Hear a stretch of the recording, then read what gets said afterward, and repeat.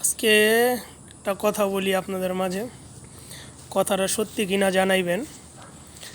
যেই ছেলেটা দেশে থাকতে বাপ মায় কোনো কাজের কথা বললে কাজ করতে চাইতো না, শুধু বলতো আমি পারুম না, আমার কাজ আছে, আমি বাইরে যামু, ঘুরতে যামু, ওখানে যামু, সেখানে যাবো, আমার অনেক কাজ আছে, ঘুমাসমু।